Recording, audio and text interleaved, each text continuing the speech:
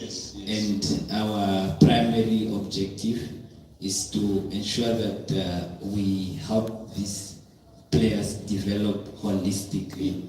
So we pay attention to overall well-being. We have got community impact projects that we run with football as well. So we are really trying to obviously emancipate the boy child. Yeah. All right. We're going to move on. Thank you very much for those well-answered questions. We're going to move on to the next panelist.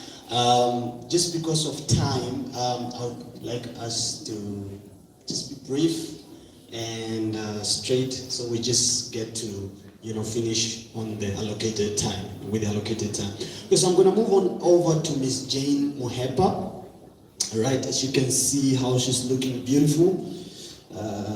All right, so the first question I want to ask you is, you have used beauty pageants to advocate for accessibility mental health services. How can young people, right, because when we were growing up, we thought beauty pageant is all about catwalk, all right? It's all about catwalk and the heels and the Brazilians and the nails. That's what we thought. What is this beauty pageant is all about. So you have used that to advocate mental health. So how can young people use platforms like beauty pageantry to speak up about child sexual abuse without fear of being judged? Okay, I will try to be brief. I'm so honored to be part of these panelists, because abuse is not only a legal and a social issue, but also a mental health issue. So I'm really learning from everybody, and I'm glad that I get to also share my knowledge in pageantry. So one thing that I've seen in pageantry is it has evolved significantly throughout the years. Pageantry in the past has been about beauty, like you said, the Brazilians and everything. But pageantry has really evolved to making a lasting impact in somebody's life. And that's exactly why I take part in beauty pageants. And I think that's why young people should also take part in beauty pageants as well.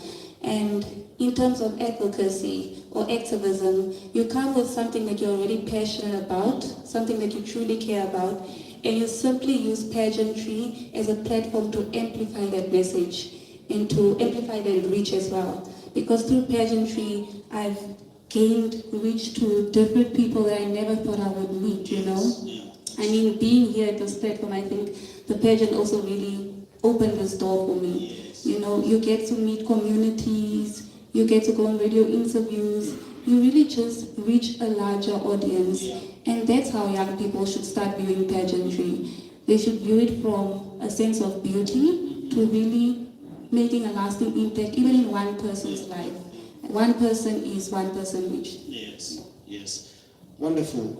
We move over to the next question. Through your Diversibility Foundation, you advocate for disability inclusion. How do we ensure that children with disabilities, especially those who are non-verbal or deaf, are not left behind? Just on that note, I'm currently doing a research on, I had a privilege of driving a longer distance with somebody. I gave a lift to somebody, and then we were going to the north, and this person was basically deaf, and so we were not able to communicate. But she's so exciting, and just a thought came into my mind to think about, so I'm currently doing a research on just, the whole issue of deaf and how a person becomes deaf and stuff like that. But so my question then is how do we include the disabled, the people that can't speak, the deaf? How do you include them into getting them to open up? Children with disability are among the most vulnerable because they have a lot of barriers. And as you said, the children that are deaf and non-verbal, they have communication barriers. And when you have a communication barrier, the message isn't reached across the room. You cannot say what's wrong. So to ensure that children with disabilities are heard, we have to ensure that support systems are accessible and inclusive. For deaf children, this looks like sign language interpreters. There are not enough sign language interpreters in Namibia. For non-verbal children, such as children who are autistic, this looks like having alternative communication methods for them to be able to communicate. But then we speak about professionals, educators, law enforcement, social workers, psychologists. I think that every profession should be educated on disability inclusion and also basic mental health. Yes. And it should also be integrated into the school curriculum, I think so. That's why life skills is so important, really. Yes. You know? And also, sorry.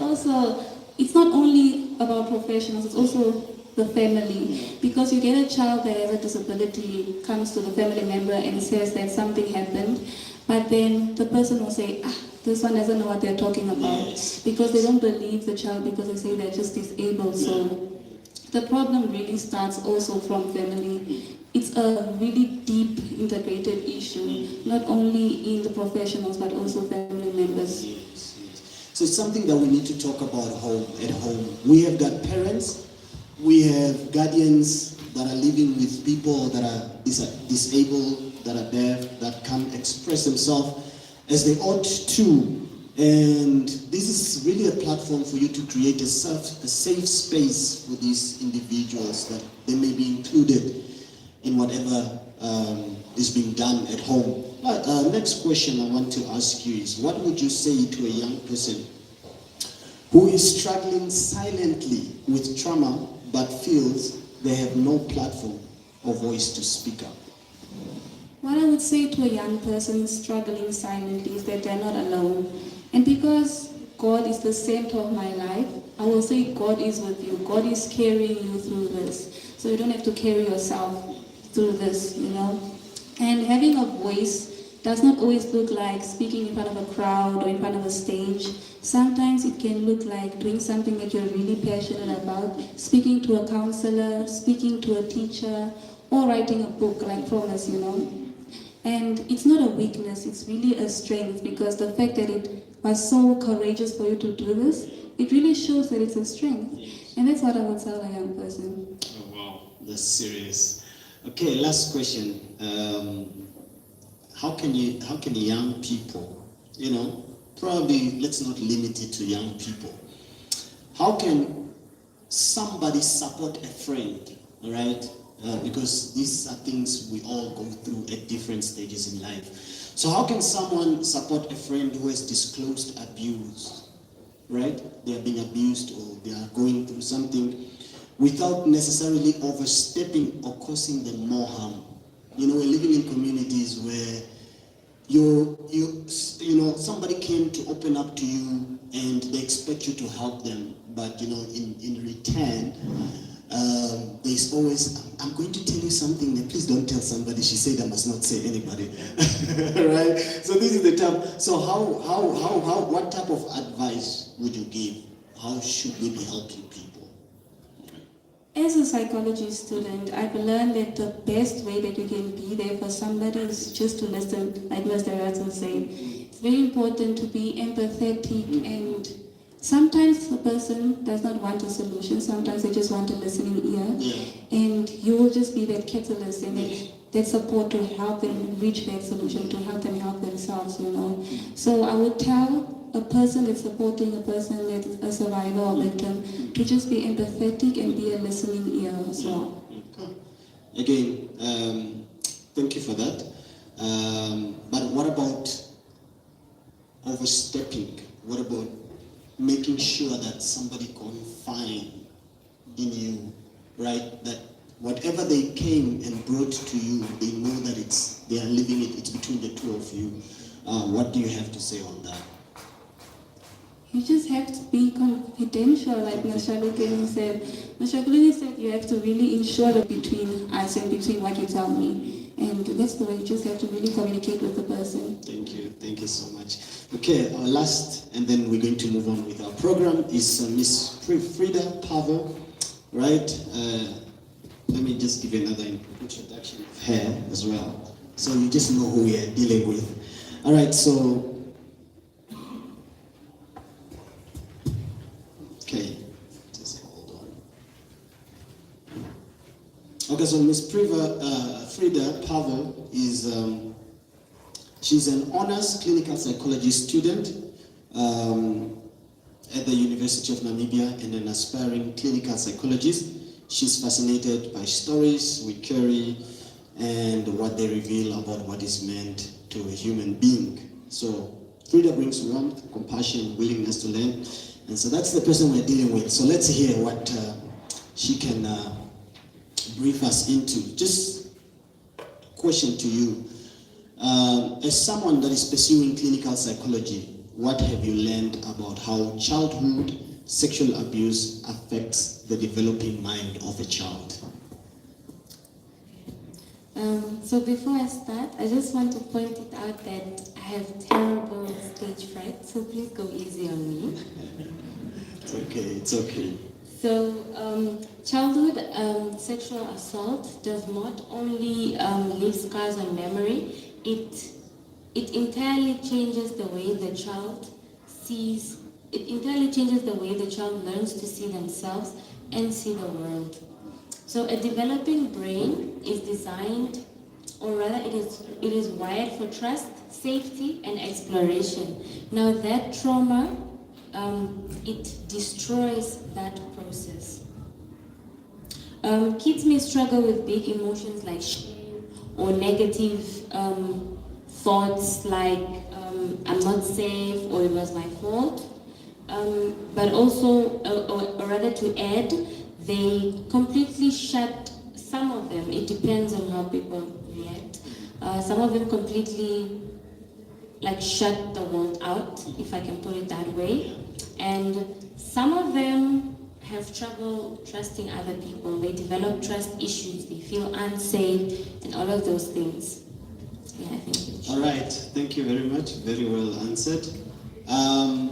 You know, we are not just telling stories, we are dealing with the realities here. And my next question would then be, what would you say to a young survivor, right? It might not be you seated here, you might know somebody that have survived this, right? So what would you say to a young survivor or a survivor at large who is struggling silently because they are afraid no one will believe them? I would say your truth matters and it deserves to be heard. I know silence can sometimes feel like safety, but it is also, it keeps you carrying a weight that is not yours to carry alone. Despite what fear might be telling you, there are people who will believe you, people who will stand with you, and people who will help you find the light. You are not defined by what happened to you. You are defined by your courage to keep going. And speaking up is not about proving your pain. It is about reclaiming your voice, and your voice is powerful. Yes, wow. Your voice is powerful, right?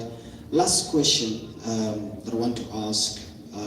From your perspective as a student, what do you wish more parents understood about mental health, and what do they need? Sorry, let me just rephrase it again. From your perspective as a student, what do you wish more parents understood about mental health needs of children who have experienced sexual trauma or just trauma at large? I think this is very important because I don't think most parents really know how to deal with this kind of thing. So I just wish parents understood that trauma does not go away, it does not disappear with time. It needs care, patience, and professional support for both the child and the parent, because as a parent, I can't imagine how hard it must be to deal with a child that was sexually assaulted. So a child's behavior after trauma may look like defiance, withdrawal, or maybe mood swings. But this is just because they're dealing with big emotions like pain that they don't know how to deal with because they're just children. Yeah, and lastly, I think parents need to understand that, or they need to okay, they need to understand that they don't have all the answers, and that's okay. Sometimes what children need is just consistent love and a home that allows them to express their emotions, or rather their feelings. A home that encourages them to speak up. Yes. Because that's the only way they can be free to speak up when they get assaulted. Yeah. Thank you very much, ladies and gentlemen. That was really brief and very informative. With closing questions, I would like each and every panelist to answer me this question in 1 minute, not more than that. You can answer it less than 1 minute, less than 30 seconds, or less than a second if there's something like that. All right. Okay, so I would start with Mr. Erastus. Yes, with Mr. Erastus. What is that one thing every parent or guardian can do tomorrow to better protect their child from sexual abuse? Ask again. What is that one thing, right, that you, in your opinion, you think a parent can do to better protect their child from sexual abuse? I will let that baby call it the beginning. Yes.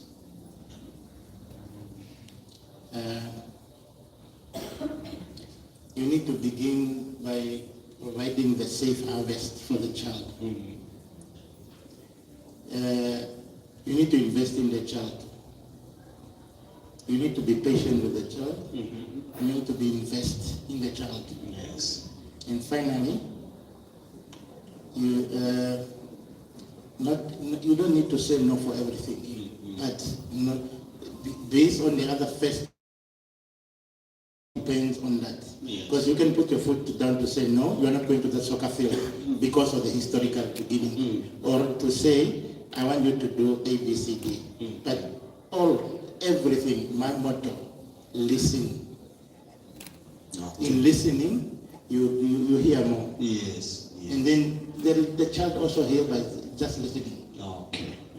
Thank you very much. Very well answered. I'll move over to Michelle. Kenny, what is that one thing every parent or guardian can do tomorrow to better protect their children from sexual abuse? In 1 minute. Sorry, I understand the question. I will answer according to that. Okay. What did you say? And my question is, if there is one thing that you want to take very serious, what would that one thing be that would better, as a parent, that would better protect a child from sexual abuse? Okay, I think like what I said, mental health. I respect mental health very much. And that's one thing that I ensure my children that it's very important for their mental health to be respected. All right, that's a very good answer. Thank you very much. Mr. Lawyer, Mr. Benjamin, what is that one thing? I think this is the most difficult question of the day.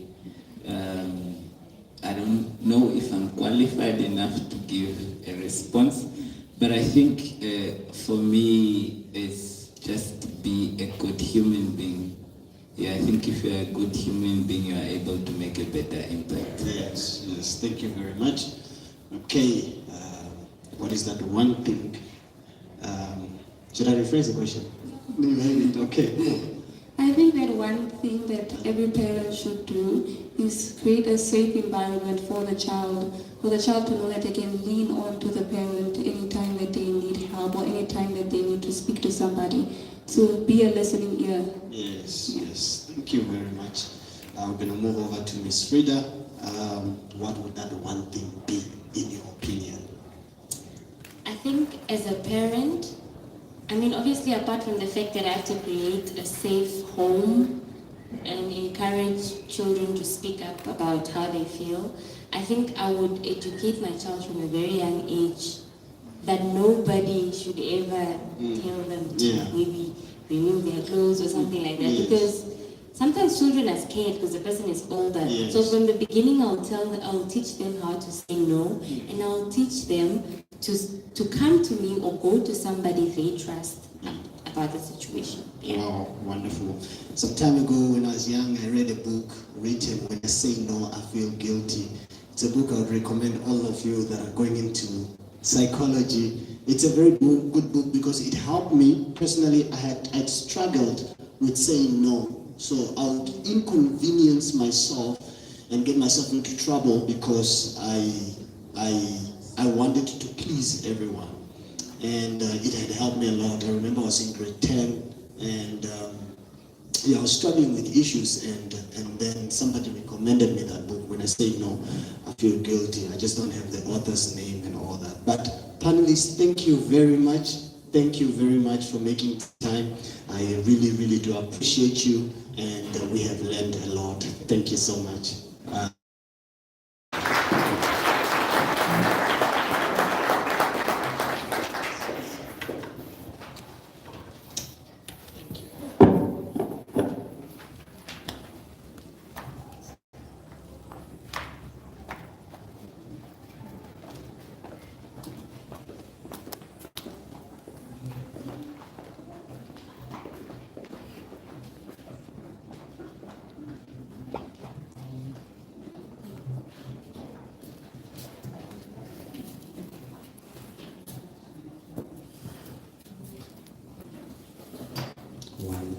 Thank you very much, my audience, for taking time to just listen to that. That's the reason why we are here. We just wanted to give you a little bit of an overview of what the book is all about. So you already have a general idea of what we are dealing with here. And also, just an announcement, should you want to use toilet facilities, you can use, you just go out on the left admin block. There are toilet facilities on your left within the administration block. All right, so next on our list, we're going to have a performance by Border TJ. Right, do we have Border TJ in our midst? Boba, sorry, not Border. Boba TJ. Do we have the person here?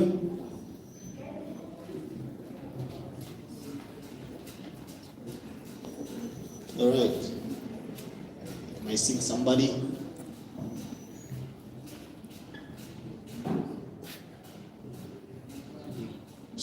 Okay. Let's welcome him as he comes. Let's welcome him. Give him a round of applause. All right. Thank you. Thank you. Thank you.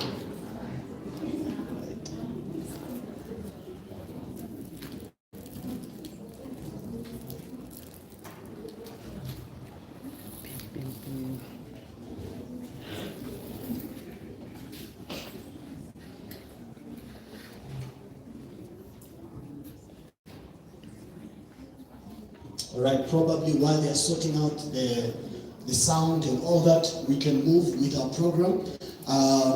We can incorporate them later. We want to have a speech from Miss Frida Shalkeni, the younger sister of the author, Frida Shalkeni. Please do come and do us an honor. Okay, thank you, yes. If I can have the gentleman there just to help me also out. Gentlemen, can you just help me out with the chest, just for a smooth one? All right, let's welcome Frida as she comes. She's such a brave young one, and she's going to give a speech, right? You can take the stage.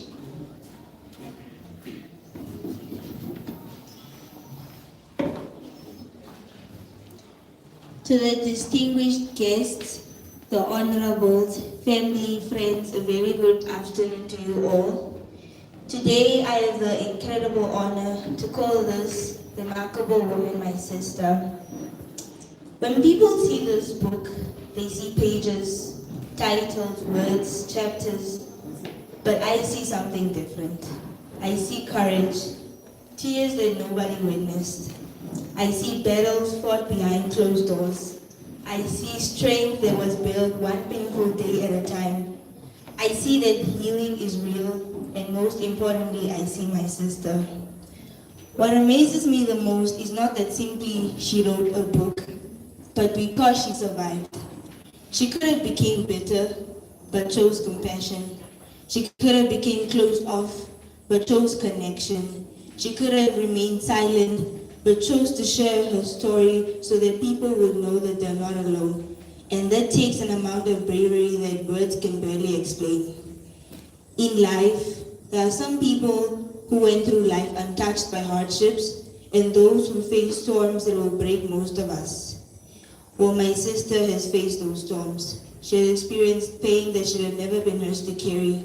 She has endured trauma, anxiety, fear, and maybe even depression.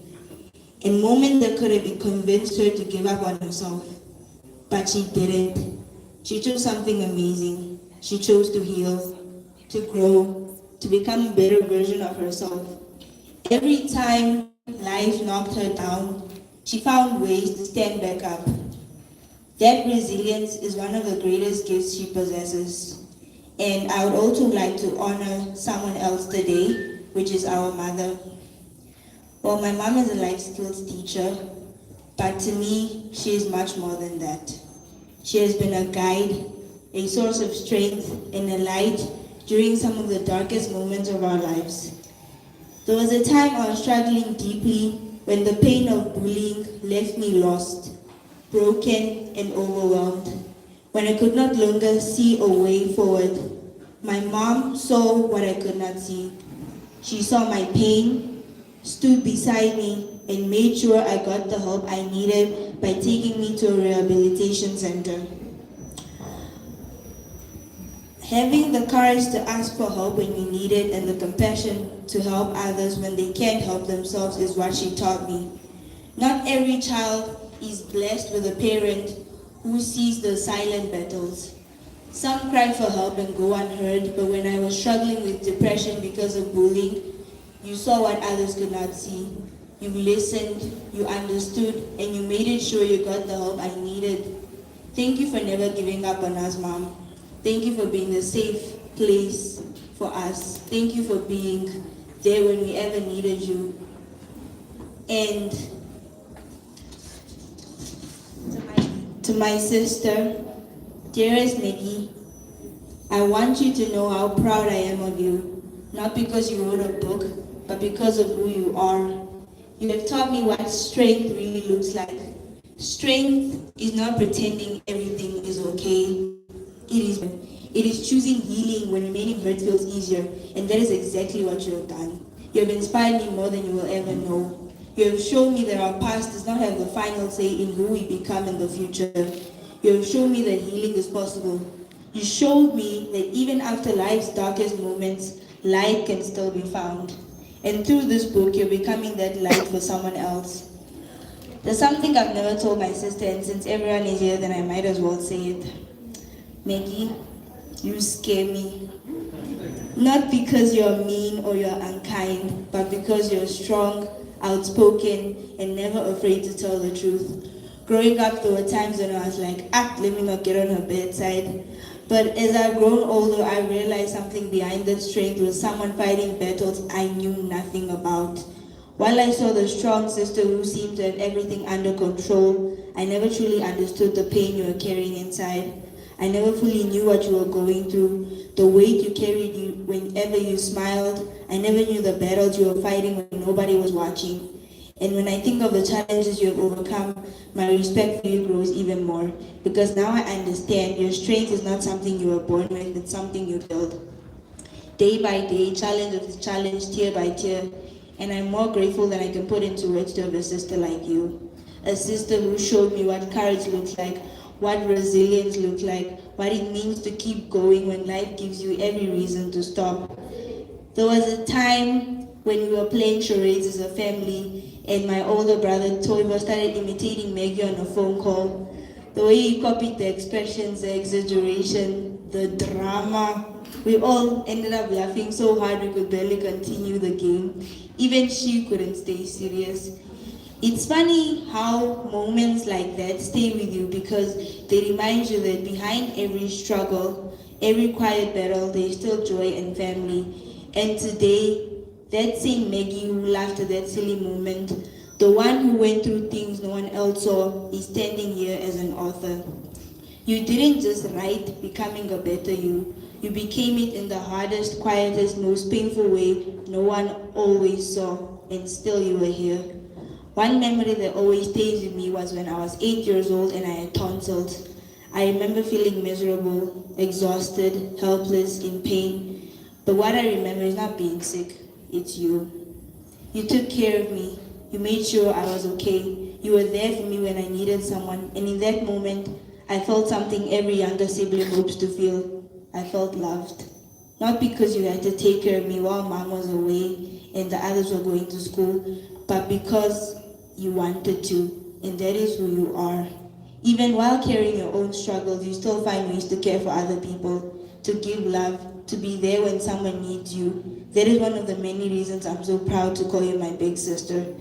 If I could leave you with one thing today, it would be this. Thank you. Thank you for surviving, for healing, for taking care of yourself, for taking care of me when I needed you, for being brave enough to become the woman you are today.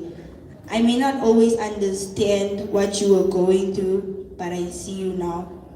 I see your strength, your heart, your courage, and I hope you know how deeply loved you are.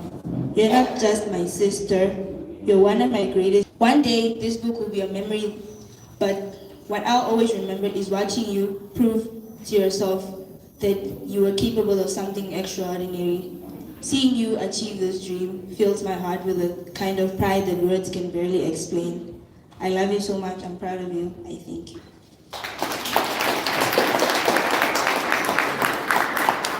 Wow. What an awesome speech. These are not just people that are speaking. These are not just people that are speaking. These are people that have been with the author and they know her in and out. So next on our list, we're going to have the performance done by Boba TJ. Let's welcome him on stage as they come. All right.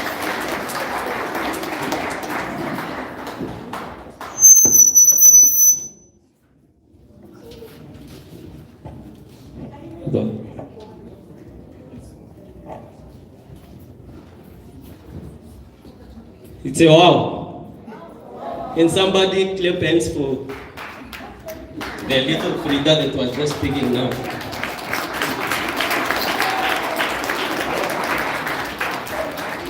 Okay, now we pray in a form of singing. Selector, play that track. I felt good memory.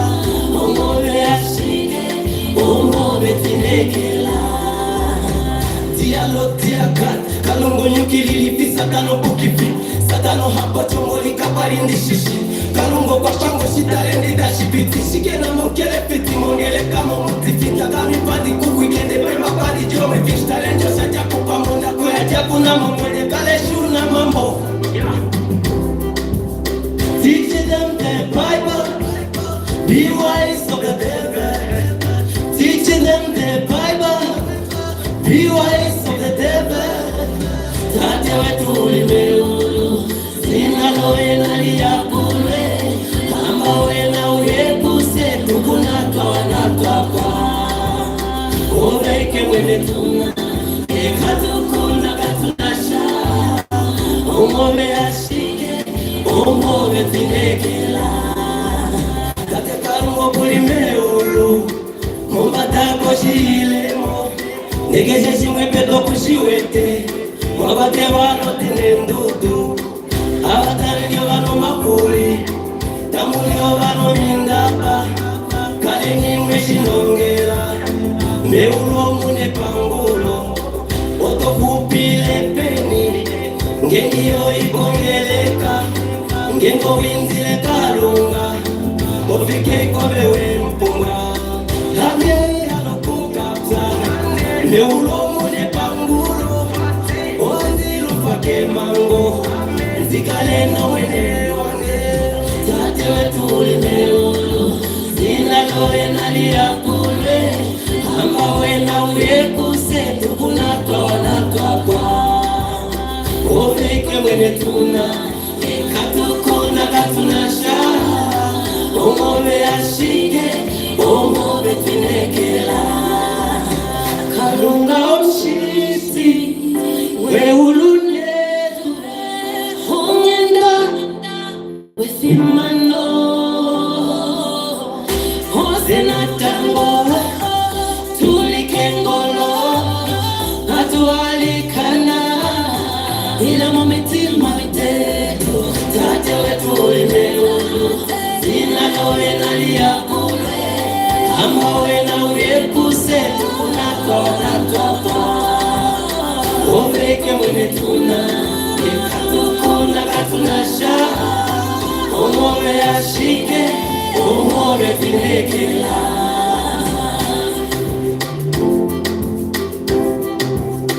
Yeah. Okay. It is, as it was said already, okay, I want to make a kind of correction a bit. My name is Robert TJ. Robert TJ. I'm Promise uncle.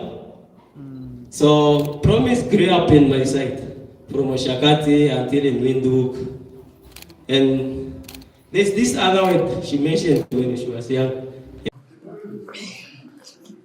Before I continue, I'd like to acknowledge our special guest, Honorable Minister of Gender Equality, Dr. Emma Kantema, Honorable B.A.B.Y, Okahandja's Constituency Councillor, our guest speaker, Ms. Miriam Madimba, who is also my psychologist, all our panelists, my family, my friends, my MC, pastor, and every single person sitting in this room. Thank you for being here.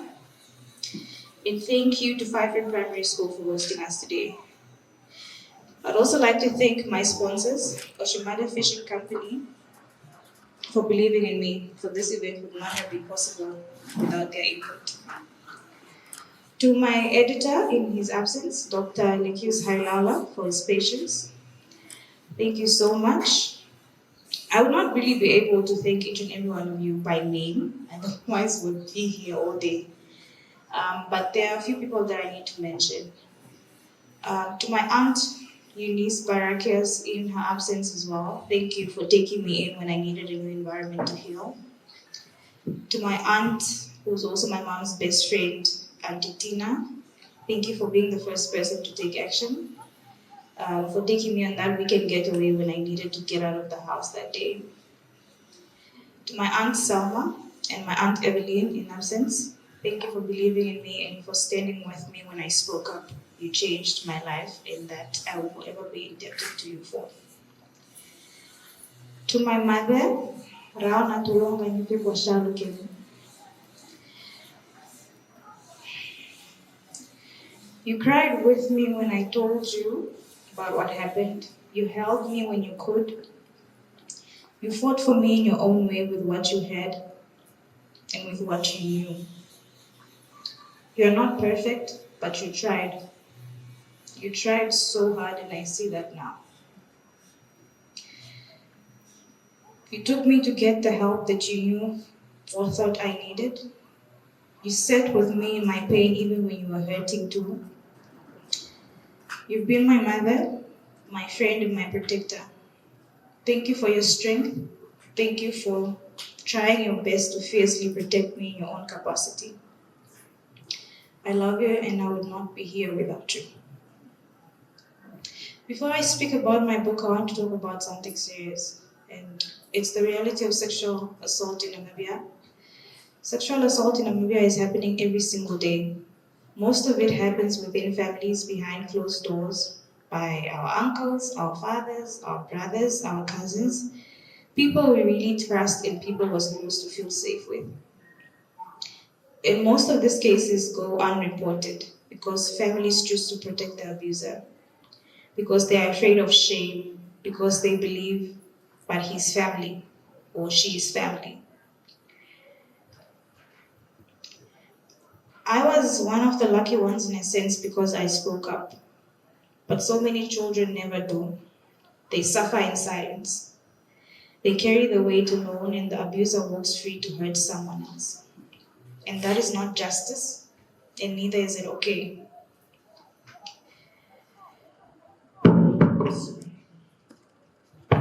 That we are also in the month of June, which is Men's Mental Health Month. And I'd like to say something important, which is boys are abused too, not just the girl child. But people turn a blind eye because he's supposed to be a man. From a young age, boys are told to toughen up, to stop crying, to handle it. So when a boy is violated, he stays quiet and he suffers alone. To every male out here, or that is present today, I'd like to tell you that silence is not strength. Suffering alone is not bravery, and seeking professional help does not make you less of a man. Matter of fact, it makes you wise and it makes you human. So to every boy and man who has been hurt and is carrying that pain alone, I see you. Your pain matters and you deserve to heal. Ladies and gentlemen, my name is Magdalena Promise Watala Sharuke. Today, I stand here as a mental health advocate, a young woman who's tired of being silent, and most importantly today, as an author and a founder.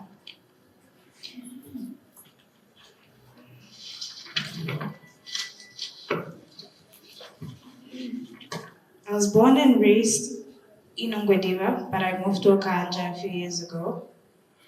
And I'd like to be honest with you. I didn't go through one instance of abuse. I went through three, from three different men. The first one I kept quiet about completely because I was just a child.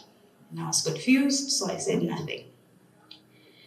The second one, which was the most severe case, was the one I spoke about. This is the one that my family knows. The third one I also never spoke about. Not to anyone, but from my psychologist. I tell you this because healing is not simple.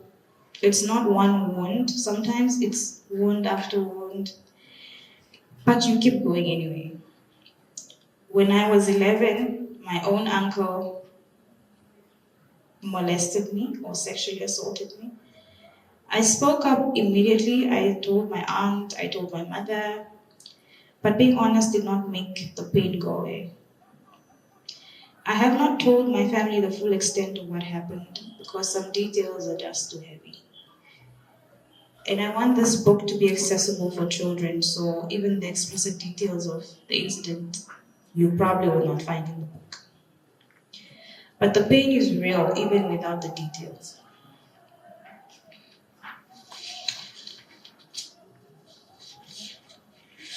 The very next Monday after my abuse, I lost my little cousin. He passed away. And he had moved out of his room so they could accommodate me to live in that house because I could not leave home. And for so long, I could not stop thinking, maybe if I never came to live here, maybe he would still be alive. That guilt broke me. It was the loss. It was watching my mother cry. It was honestly feeling like I was the cause of all my problems. I cried in bathrooms. I would run away from my mother. My body really honestly just remembered everything. I struggled from panic attacks. I had nightmares. And I would jump till this day. My mom can attest to the fact that if I'm sleeping and you shout my name, I will probably jump in fear. When my family found out about the incident, I watched the adults argue, but it was not about how I felt. It was not about getting me help. It was whether or not to open a case or stay quiet to protect the abuser. My father never asked me once how I felt. The conversation was never really about me. At times I felt betrayed, unprotected, and that feeling stayed longer than the abuse itself. For years, I resented him. I asked myself, but why didn't he fight for me? But today I want to say this. I've learned that maybe that pain was mine to carry alone. And that is a hard truth, but I've accepted it. And after years of holding that resentment, today I'd like to tell my father that I forgive you. Because maybe you did not know any better. Maybe you were scared. I would never know. But one thing I know is that I cannot carry that anger anymore, and I deserve to let that weight go. I learned something, and that was refusing to be a victim. That is not pretending that the pain did not happen, but refusing to let that pain become the only thing that I am. You have the power to reclaim your narrative, to stand up and say that I am more than what was done to me. And this is exactly what the book is about. Becoming a better you. Not a perfect you, but just a better you today than you were yesterday. I've learned to understand that maybe I was not broken, I was just surviving.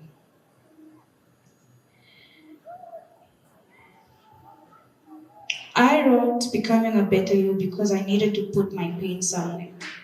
But more than that, I was tired.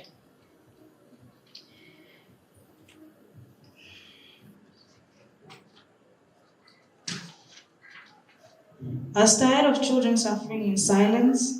I was tired of families protecting abusers. I was tired of hearing the phrase, "He's just family." This book is a memoir, but it's also my way of saying that abusers must face justice, regardless of family ties. It is my way of asking every victim to stand up and reclaim their narrative, because you are not what happened to you. You do not owe silence to anyone who hurt you. When I was a little girl, my family used to call me by the name Baby. My father's brother named me that. And for me, that meant I was loved, it meant I was safe. And after everything that has happened, I decided to reclaim or decided to take that name back. But in a sense that redefined it. So Baby doesn't only mean becoming a better you, but it also stands for beginning to heal, accepting your scars, building resilience, and you becoming reborn. This book doesn't only have my story, but it also has practical exercises that helped me survive. I'm not only launching a book today, I'll also be launching the Baby Wellness Center initiative today. It is not a building yet, but I'm speaking it into manifestation. Right now, we offer psycho-educational workshops where we teach emotional intelligence and coping tools, healing circles, where we offer safe spaces for survivors to share and listen, school-based mental health programs, and referrals to licensed counselors, social workers, and psychologists. Our mission is to dismantle systemic mental health stigma and empower individuals to become. And it used to make me laugh. She knows herself. So my niece, I have a little surprise for you. I'm proud of what. I didn't know that I can also fix a podium. Because I was sitting there looking at all presenters from this podium, and I'm thinking, I always read from my iPad. We try to save paper. Thank you very much, Honorable Okahandja, for summarizing the program. And thank you very much for hosting us today, being the counselor for Okahandja. and also equally a member of parliament. So he's my colleague, the member of parliament representing the National Council. The program director, you've been doing a very good job. I also want to recognize the station commander. Thank you very much. You know, we feel always that law enforcement officers are part of the solution that we are trying to create. Therefore, as a minister responsible for gender equality and child welfare, I'm very happy to see you here today. The principal, where's the principal? Our host. Oh, you changed. Thank you very much for hosting us. Ms. Miriam Makimba, I felt like I was in class, and you've done most of my work. So thank you very much. Ms. Promise Shalukeni, the lady of the moment, the author and founder, as well as the entire family, the mother. Respective panelists, you did a very good when you were discussing the very important questions that were posed. Distinguished guests, members of the media, and all of you who have gathered here to witness the launch of the B.A.B.Y Book and Wellness Center. A very good evening. I wrote very good afternoon, but I think at this point it's evening. It's a privilege to share this moment with you, a moment that carries both memory and momentum for our children, families, and communities. As I was listening to speaker after speaker, I was reconfirming my presence here today on a Saturday afternoon.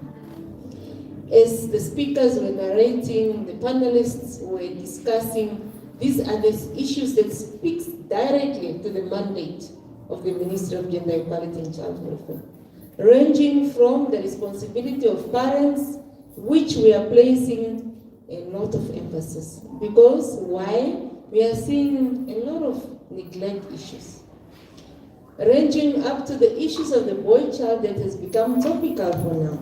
And I'm very happy that on the panel, there was a father representing the boy child as well as our lawyer. And I was also very pleased to see that the performer, the artist, is an uncle. What made me more happy was that we are encouraging families to support. Now look at the way how he supported the family. So these are the kind of events and things that we want to witness as a ministry. Because we always say child protection, protecting the vulnerable groups, especially the women, girls, and boys, is not a responsibility of government alone. It's not a responsibility of the Ministry of Gender Equality and Child Welfare, but it's for the entire community. And I want you to give yourself a round of applause for that.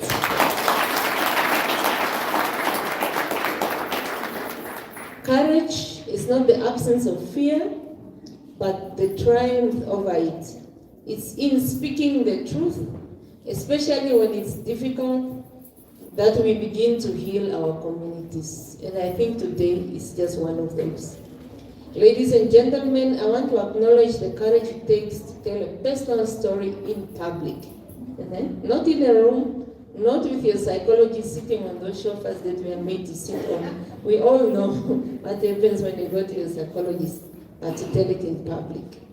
Promise Shalukeni, congratulations on the launch of your book and the opening of the B.A.B.Y Wellness Center, that soon we want to see it being institutionalized in a physical presence. Your bravery shines a light for others walking in the same path, and your work will resonate beyond this launch that we are witnessing today. Inspiring healing, resilience, and action across our nation. I'm glad that we have this conversation in June, which is a men's mental health. Because I was saying, what do we do when it's June? There's a lot of talks. We are now starting to spotlight the issues that men are faced with. And what came out, even from the panelists, is that men, we must speak, we must seek help. We are not only here to promote women. No, that narrative must not be carried in that manner.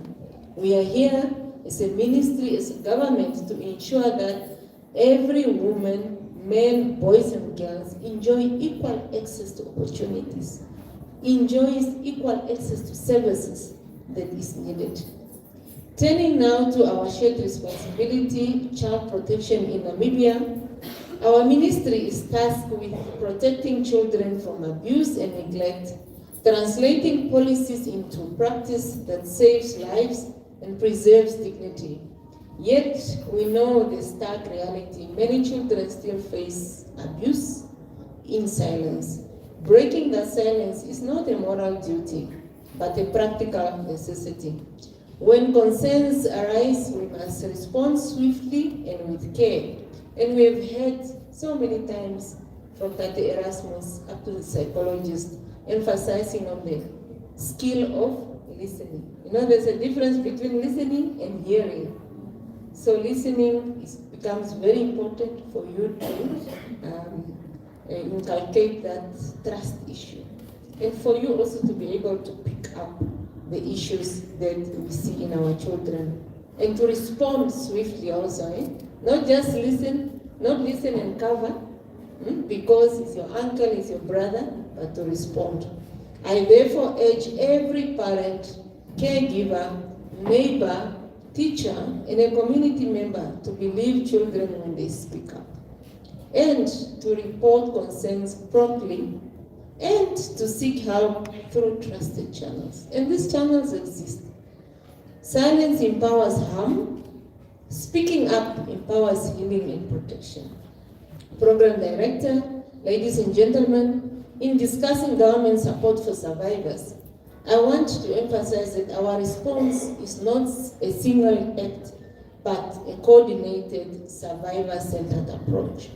The ministry works with multidisciplinary team. That's why at the beginning I acknowledged and thanked the presence of our station commander, because we work with the police, we work with the health professionals, we work with social workers, both from our ministry and Ministry of Health, and other key stakeholders, including up to the traditional leaders, to deliver a comprehensive response services. This includes crisis interventions, therapeutic services, health services, court preparation. I think it was during the panel discussions, and I was just saying that one of the services that we provide as a ministry, we provide court preparation, especially for the children. When the children goes to court, how do you respond to the questions?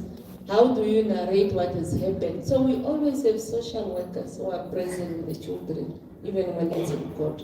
Yeah, I think it was from the lawyer. These include crisis interventions as well, as I mentioned. And all of these are guided by the robust legislative framework, the Child Care Protection Act, Benjamin mentioned it, the Combating of Domestic Violence Act, I think that one you did not mention, which also help us, especially when it comes to issues of child abuse, child neglect.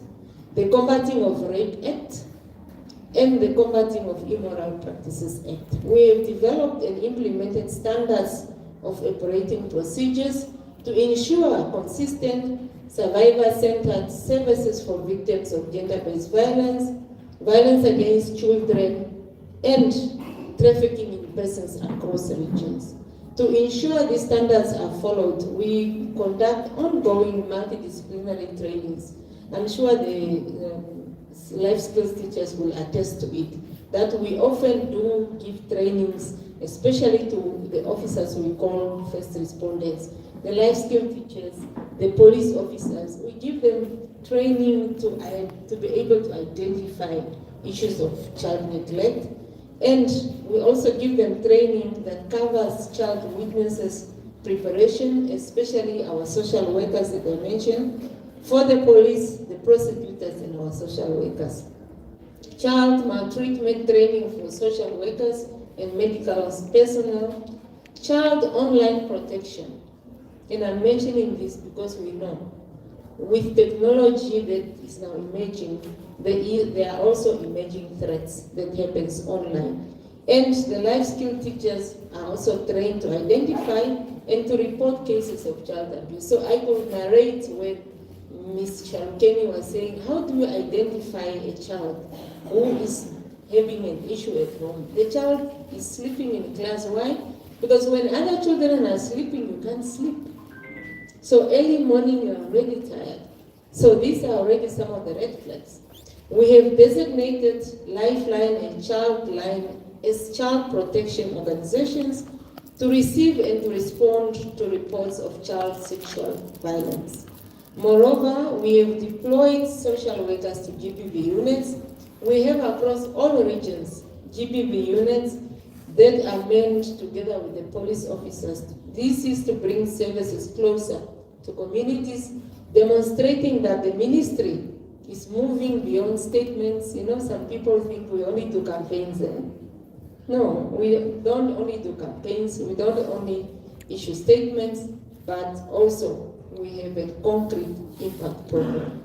Ladies and gentlemen, the fight against GBV and violence against children, as I indicated, is not for the ministry to fight alone. It's a national responsibility. We have allocated resources and we will continue to do so within our mandate. But to eradicate violence against children, we must all work together across all sectors, across all regions, and very important, across in our households. This is everyone's responsibility. I therefore applaud Promise Shalukeni for this initiative. We recognize the need for stronger protection and more resources for safe houses, and as a ministry, I want to indicate that we maintain dedicated shelter capacity and subsidies to private shelters and residential facilities to provide safe accommodation. So we do have safe accommodation.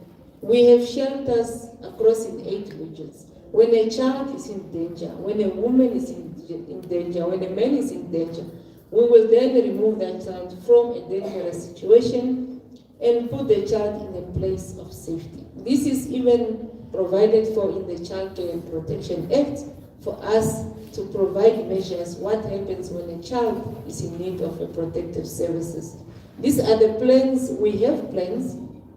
There are plans to expand shelters. As I indicated, we only have in 8 regions, to expand shelters to the other regions during this National Development Plan 6. So that at the end, we endeavor to have every region having a shelter for survivors. In the current year, we have added 21 more social workers because we realize the importance of providing this service, much needed service, to our victims and those who are in need, to respond to the services required, underscoring our commitment to practical, on-the-ground support rather than issuing campaigns or promoting campaigns. We also acknowledge the unique challenges that we are faced with in the rural areas, and we remain committed to ensure that the resources reach every corner of our country. We continuously allocate funds for shelters, to recruit social workers, even though I have to hasten to mention that there are few social workers in the market. We are struggling to get social workers, and to provide psychosocial support to children in need of protection. This year, funding has supported the day-to-day operations of shelters and renovations in Kavango East, in Umsati, and in Umene, with further investments to recruit more social workers for constituency offices and for the GBV units.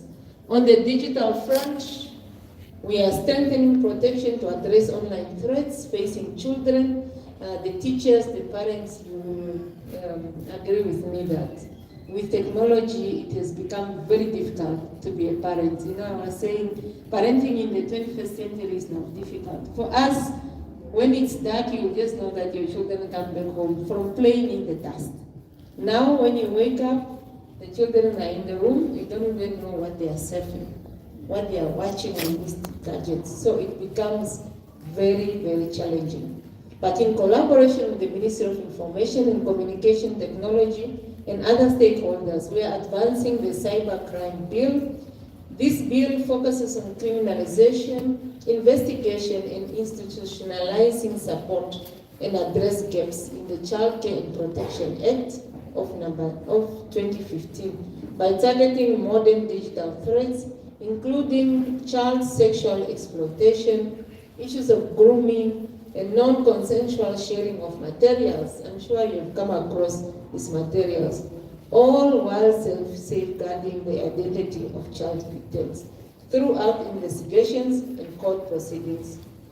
The ministry currently, we have set up a Child Online Protection Task Force, a multi-sectoral body that includes Namibian Police, it includes MICT, Lifeline, Childline, and Communication Regulatory Authority, the academia as well, and other key industry partners.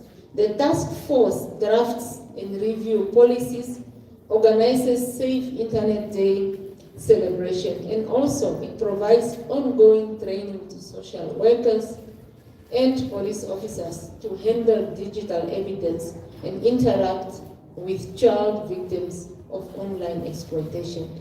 It's important to note that the Namibian Police Online Child Sexual Exploitation, Sexual Abuse and Exploitation Unit works hand in hand with social workers to ensure victims receive the necessary care and support. This is a coordinated effort, not a single initiative. If you, members of the community of 5 Rand, the school of 5 Rand Primary School, if you know or you know someone who needs the help, please remember the toll-free number 106 or 10111 for the police. These lines are available and they are toll-free, so you don't need credit. These lines are available to provide immediate support and guidance.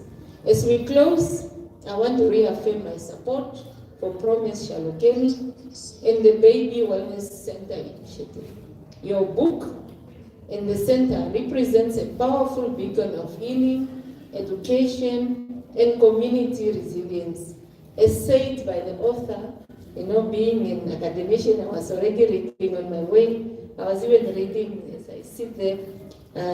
Somewhere in the book, I think it was at the back of the book, where she mentioned, and I quote Promise. She says, no matter where you have been, you have the strength to become the architect of your own peace. End of quote. Today, we officially launch Promise Shalokeni's book alongside the Baby Wellness Center, a lasting commitment to protecting and empowering our children and supporting the survivors. Once again, Promise Shalokeni, you have brought all of us here today, and we are here because we want to pledge our support, and we encourage others to follow in the same path and not to stop, but to continue with the journey, because a journey is a healing process and it's not a destination.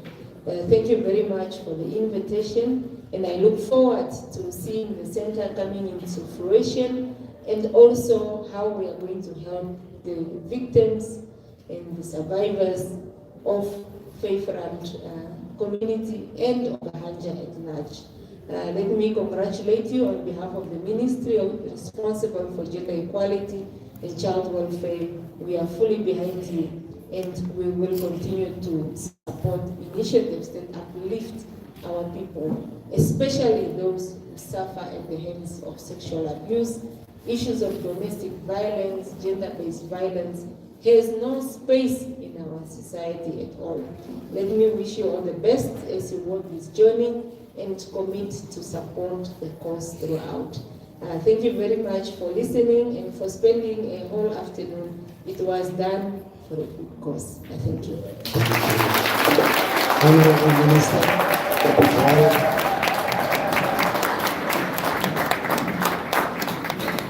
All right, thank you very much. We may all remain standing. So we're going to do something now. Honorable Minister has been in our midst the whole afternoon. We want to release her. I would also like to promise to join us on stage. So we're going to officially officiate the cutting of the ribbon, and I would like to, yes, if I can get all the, yes, I can also have, all right, okay, all right, so, yeah, so, okay.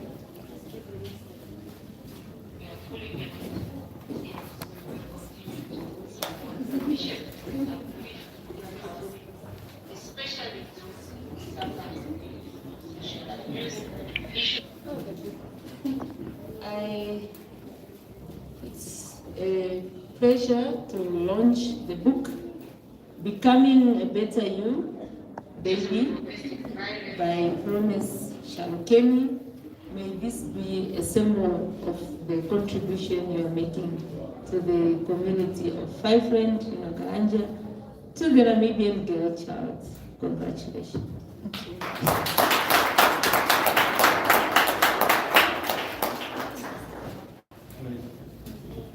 It's full of surprises. Officially launched.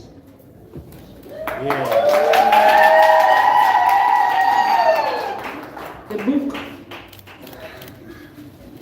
Becoming a Better You.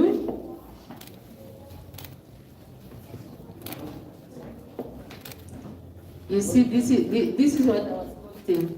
I'm very clever. So if you didn't know where I got it, it's here. So it's at the back of the book. Promise Shalukemi was born and raised in Ongwediva, that's in Oshana region, and she now lives in Gaborone. She now lives in Okahandja, right? We are making that correction because the counselor is already becoming worried. Her raw transformative healing journey from trauma ignited the passion for understanding the human psyche, leading her to pursue an honors degree in sociology and psychology at the University of Cape. Congratulations.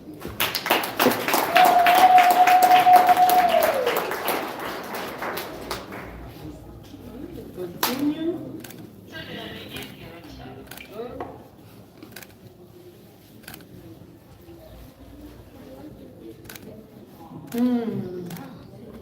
Here is the dream that will require everyone's support. It's the Wellness Center for Becoming a Better You through Healing. And as we already heard that she has started, so it's now just for her to continue with the work that she has started. Congratulations on this center. May this then serve as a beacon of hope where all the victims will be. So listen to, we see them, and we support them. No judging at all. Congratulations.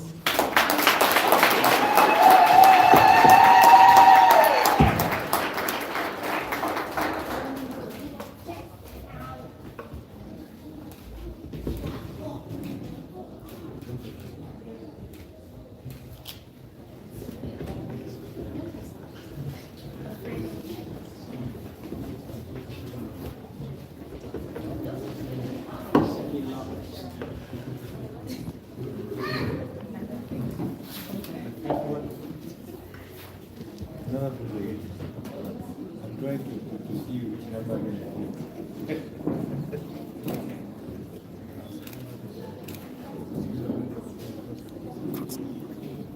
so I'm paying mine.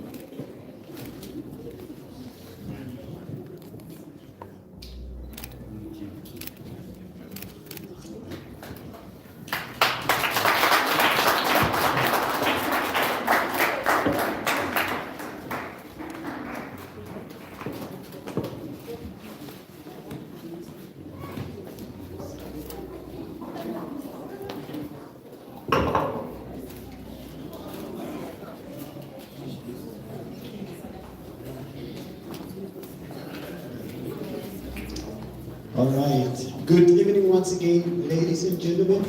Allow me to now allow our honorable guest, honorable minister, to allow me to officially thank her for being with us here this whole afternoon. Obviously, we went over time, and I would like to say thank you so much, honorable, and free to hit the road. Thank you so much. Let's just appreciate the minister for all the effort and just being here with us. We really appreciate it. Thank you. Thank you. Thank you. That's nice. Thank you.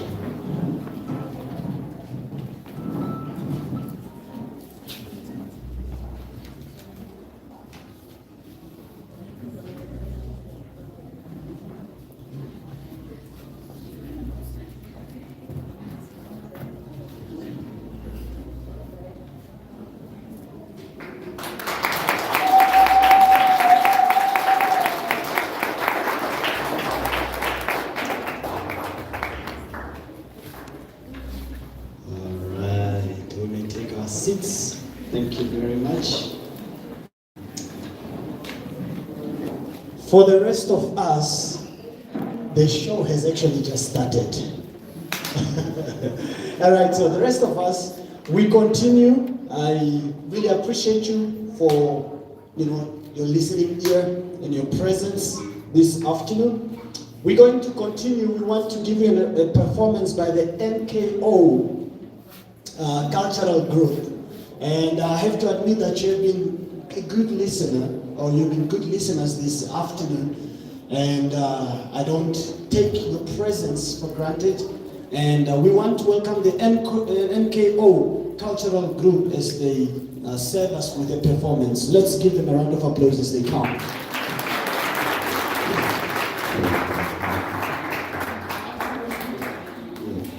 Yeah. Good afternoon. Are you okay? Yeah? You look tired, eh? This book, I think everybody, you must be happy that a lot of people will be touched by this book. If you buy one book, it will start with your family. Come.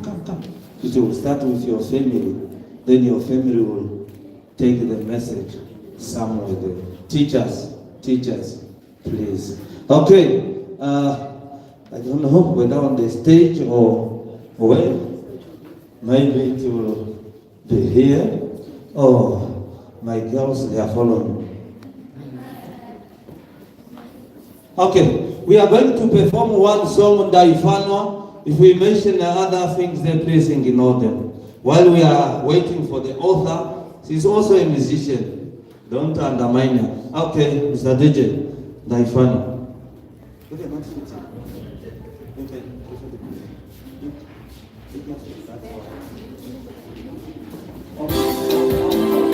Hold on. They are coming. Hold on. Okay. Sorry for that, eh? But please don't look at me. Look to the young ones, eh? They are the ones who are going to dance very nice. Yes. The first one is Daifanwa.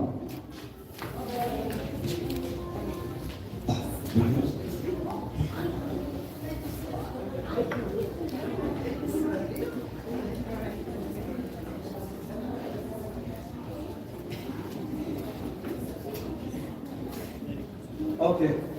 Give us that and Daifanwa.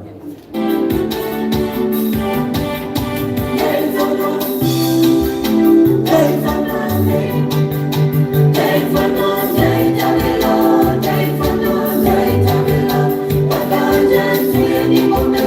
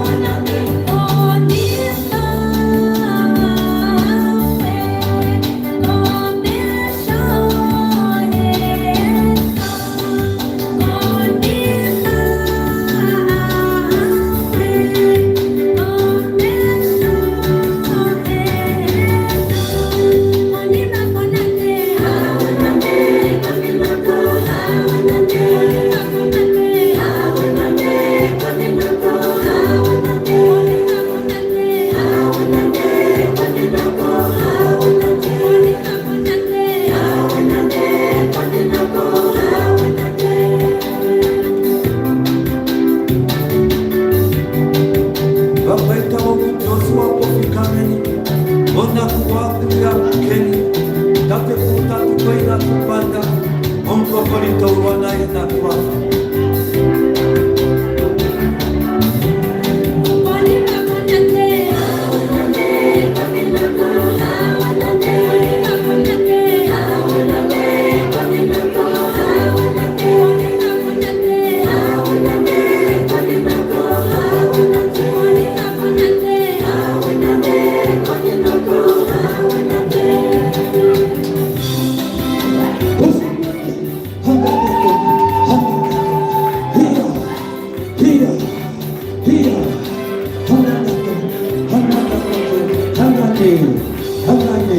Inamwala pejo make. Yeah. Yes. Yes. Yes. Yes. Yes. Yes.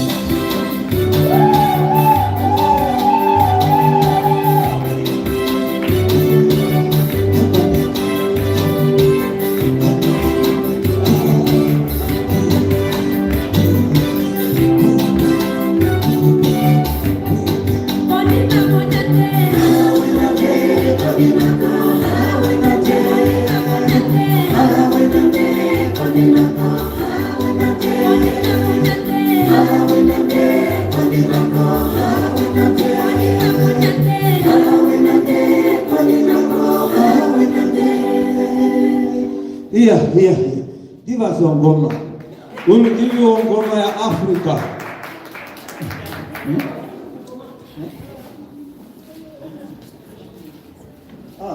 Where's the other mic?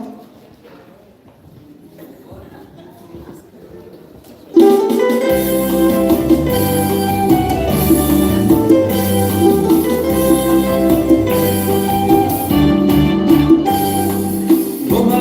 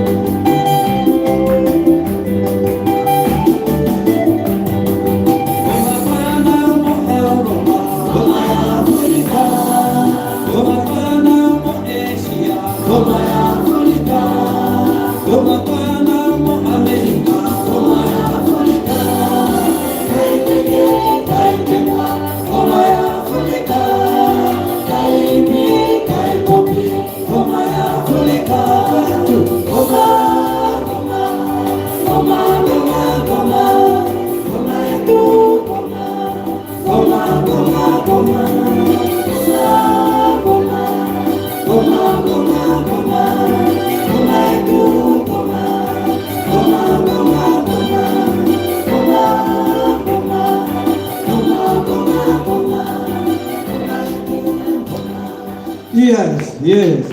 We will give you more again. Yeah, I think the food is ready. Oh, you want more? Eh? Time, okay. Please, next time.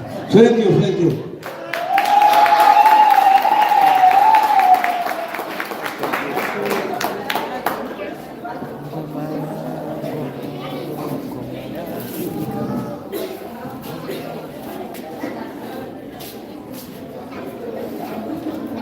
Let's give them another round of applause again. Wow. What a wonderful performance from the MKO Cultural Group. You know, it's good for us to know that we just don't have a principal, and we don't just have a principal, and we don't just have an author, but we have singers as well, and dancers as well. So those are multi-talented people. And so we're going to continue. We're almost towards the end of our program this evening. Next on our group, we're then going to do the book donation ceremony, right? Where the author is going to donate the books to certain local schools. So I don't know if she's quickly busy changing or she's here, so we can do the donation before we can close off and yeah. Okay. She's probably still changing. If somebody can just notify her for me so that we can move so we don't keep you the whole night here. I know you have been patient with me, but it's also my duty to ensure that you finish on time.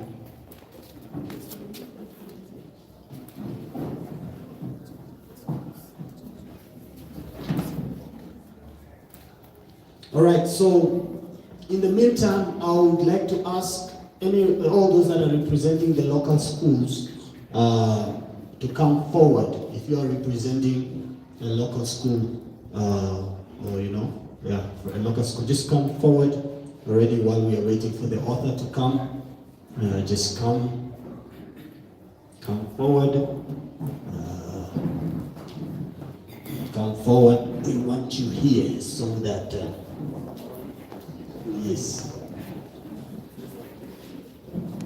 Okay.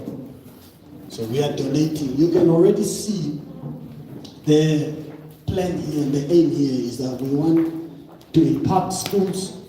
We want to, these are books that are going to go to probably life skill teachers. They're going to pick up 2 or 3 things that they're going to be implementing into their counseling sessions and all that. All right. So that's what we're going to do. She's finally here.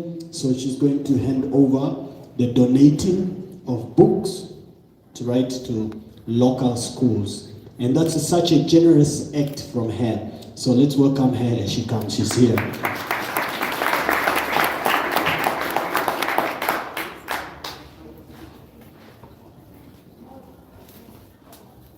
Okay, so I would also like to call on the representative of the library from the Orange Babies. If you are here, the representative, please do come. You are part of us. You are not left out. Please do come. All right. While she's coming, I would like to give the opportunity to the author to donate.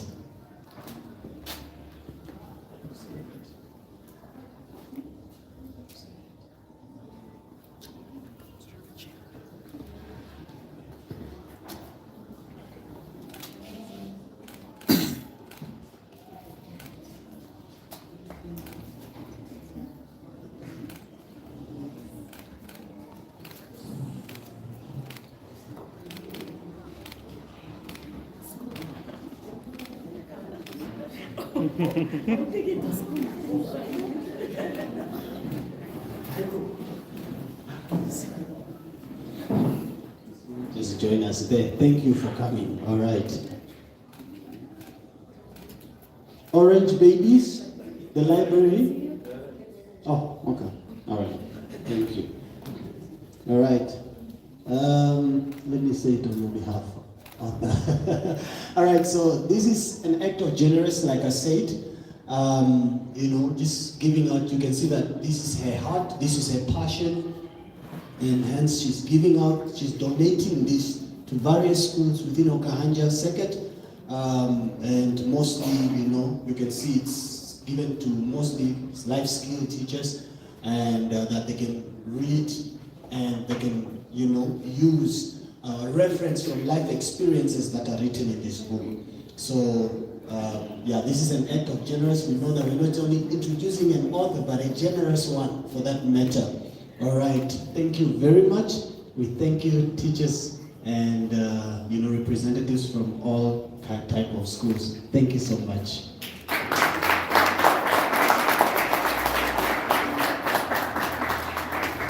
All right, so we're going to close off. I would like to call on the podium Miss Victoria Isheke, I hope I'm saying it right. Ileka, right, sorry. Yes, Miss Victoria Ileka, just for closing remarks. Miss Victoria Ileka, please do us the honor to close off the event officially. Let's welcome her, she comes. Thank you very much.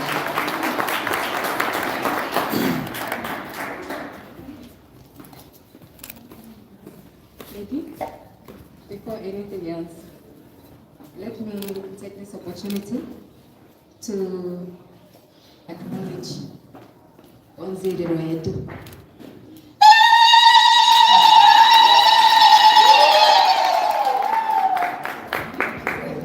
All right, so it's a privilege and an honor for me to stand here today.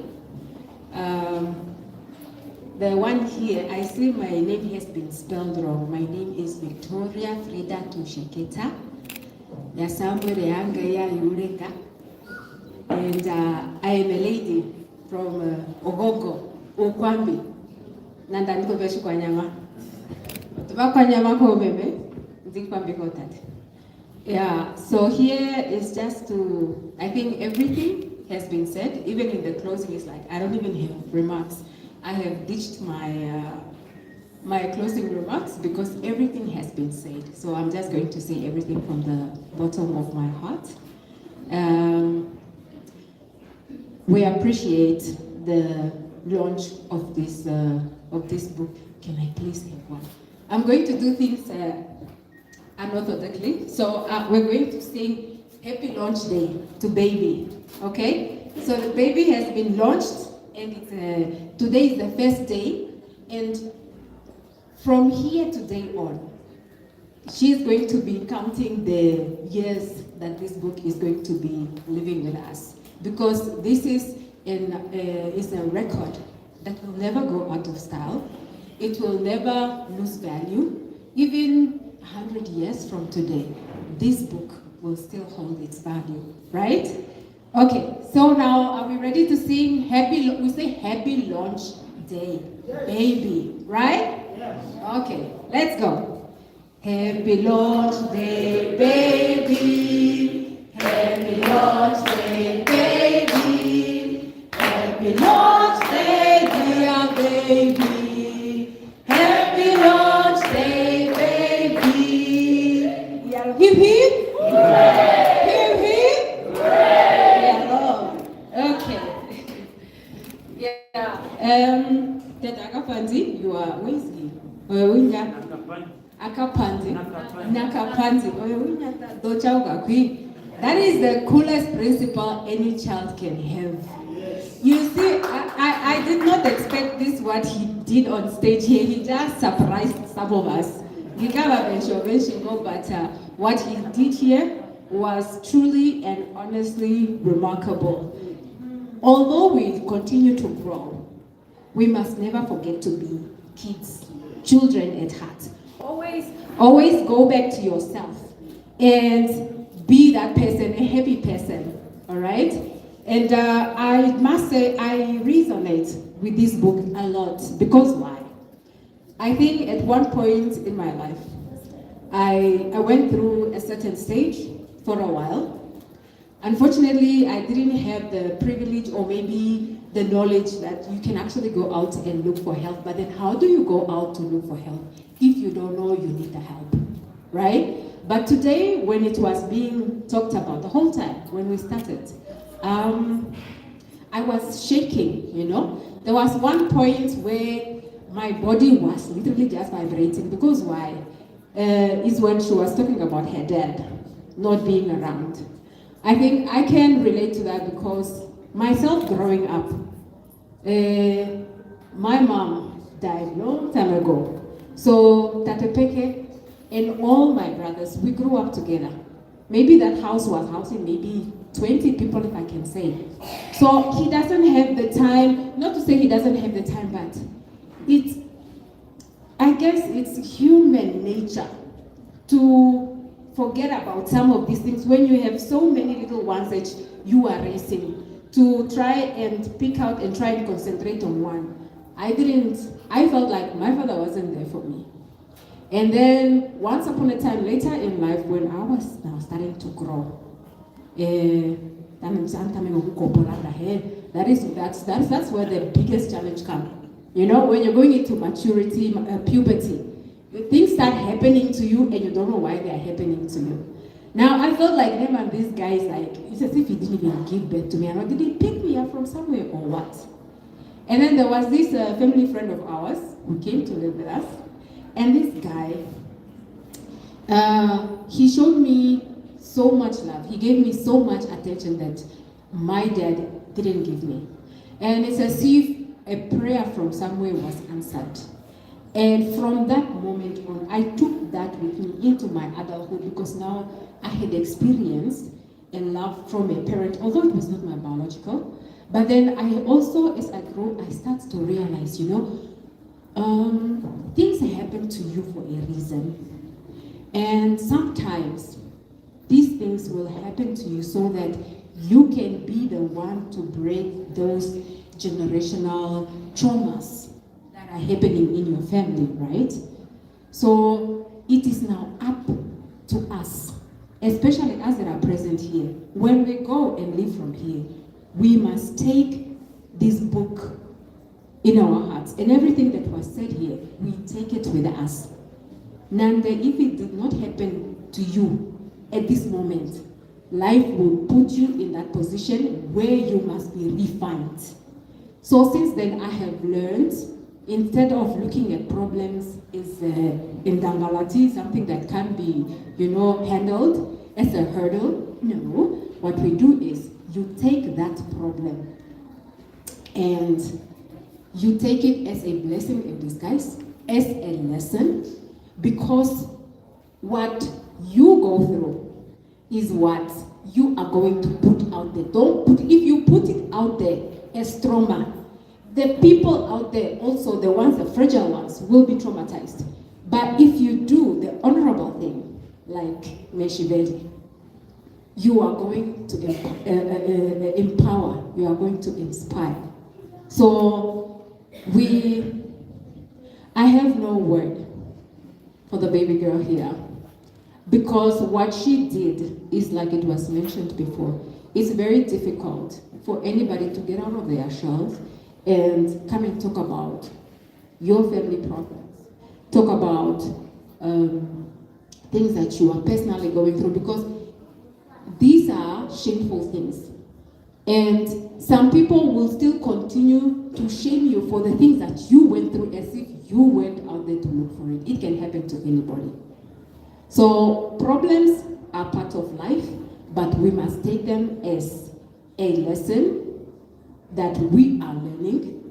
And then when we move on with life, we know that when we meet any kind of problem, we know how to handle it. There's this new Netflix Jonas. Everyone is talking about it. I don't know how many of you watched it. I have personally not watched it, but from the way people are talking about it, that is life, right? So it does not matter what kind of Jonas you meet in your life. If you do not learn from the first Jonas, you will meet another Jonas, and another Jonas, and another Jonas, until you do the introspection, and then you realize, this Jonas, wait, let me even put myself in the midst of this Jonas so that I know that I have learned something. And then you know what? You are going to triumph, and you are going to overcome the Jonas. So this is what this book is all about, that we take it and we move with it. So with that said, my other ambition, that's it, I'm a tusheketa. Udira tusheketa, unyuni tusheketa, I'm a yippity. Please just say good background, please just get off the stage. Yeah, so with that said, I think I must say, the launch was successful, and on top of the launch, we have the wellness that was also launched, which will now be like a tool that will complement the book. So you read the book, you understand a little bit of what the book is all about, and then once now you know you have read the book, now you can go to the wellness center.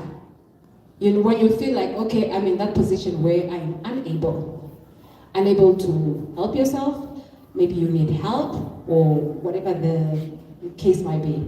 There is a wellness that will be open for you. You go there, don't feel alone, don't be ashamed, because in the end, we are all human beings. We are all the same. Nobody is different from any other.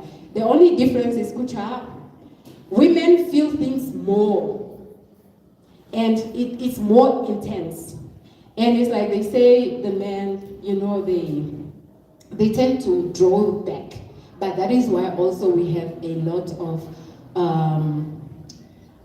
suicide going on. It's because our gender, our opposite gender, they are not free to come forward. But my brothers, let me tell you this, you know, there is no shame in coming forth. Because when you come forth, it does not mean, you are weak, and some other names I don't want to mention. It means actually you are a strong person, because that is why, say, we always talk. We talk to our friend, we talk, and the more you talk, the more you release. Men, they don't release. They just swallow, and then they just absorb. They just become SpongeBob. Everything they are just absorbing. Don't see those macho guys. Don't see your macho father and think he's got it all together. He's dealing with stuff. We all dealing with things. But if we take things and make it, let's create an environment, and let's have open talks. There is nothing to be ashamed of talking about things. Long time ago, people were told, no, you don't talk about such, you don't talk about such. But it is now that time where you must learn to release. In the way and talk. Go to your father, whoever you feel that is able to listen to you, go and talk. That thing, it will leave you. But the more you dwell with it, honey, you are going to suffer the consequences. If you don't go mental, you're going to end up in the ropes. And nobody wants that, right? So, I think I have said it all. Let me not take too much time, like I have already done that. One more thing I wanted to do is what is this one. There's this one, Oshikeshe Tweta. Okay? When I say Oshikeshe Tweta, you can see Omegi. Oshikeshe Tweta, Omegi, Oshikeshe Tweta. Okay. Alright, so let's clap the hands. Yeah, I can because I've got a mic. Let's start with the hands. Oshikeshe Tweta. Oshikeshe Tweta. Oshikeshe Tweta.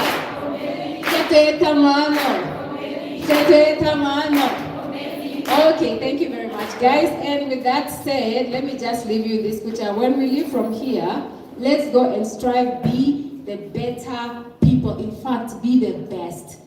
versions of ourselves. And then life, you must live life. Don't let life leave you. Thank you very much. All right, thank you very much, Ms. Victoria, for that wonderful closing remarks. I really do appreciate all of you. Now, before I give out the last session, we do have Ellen, somebody that is going to, Ellen Petrus is going to share something on behalf of the author's friend, right? The author's friend is not willing to stand here. So not that she's not willing, but she just prefers somebody to give her speech. Yeah, so let's welcome Ellen Petrus as he comes and shares the... Yes.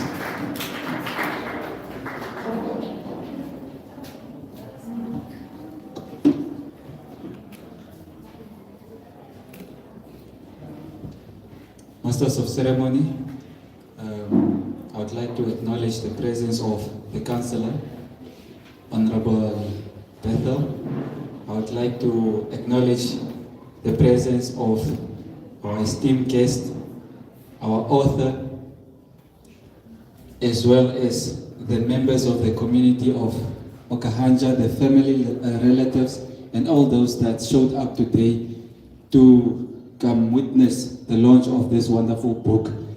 My name is Alan Petrus, and I am actually a friend of Promise. We do sing together in the same choir, the Unam choir, and I'm actually just going to give a speech on behalf of her best friend from B.A.B.Y.